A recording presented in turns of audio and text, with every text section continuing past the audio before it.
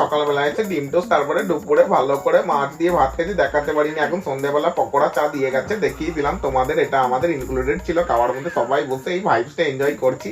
তোমরা দেখতে পাচ্ছ কত সুন্দর লাগছে। তারপরে আমরা চলে গেছি এখানে, কি হচ্ছে বলো তো, কাবাব অর্ডার দিয়ে দিয়েছিলাম আমরা, সবাই মিলে কাবাব খাবো। কি মজা লাগছে গো দেখতে, দেখে নাও তোমরা, দেখে নাও। যারা আসবে কাবাব অর্ডার দিয়ে দিও, বেশি নেবে না গো, 500 টাকা কিলো নেবে, 500 টাকা কিলো। দামাদামি করলে 400ই নামতে পারে। এই যে কত সুন্দর লাগছে দেখো গো, আমি তো আর সামলাতে পারছি না, লোক একটু খাইয়া নি।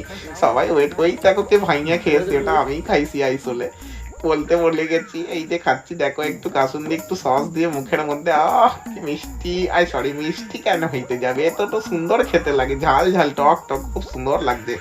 তারপরে একটুখানি ভাইবসে গান শুনছি এই জায়গাটাই আমি, দেখতেই পাচ্ছ। তারপরে তার জন্য তোমাদের একটু ভাব মেনে নিলাম। রাত্রে চলে এসেছে চিকেন কষা আর ভাত, সুন্দরভাবে দেখতেই পাচ্ছ, 4-5 পিস চিকেন আছে। আর এইদিকে টিভি চলছে।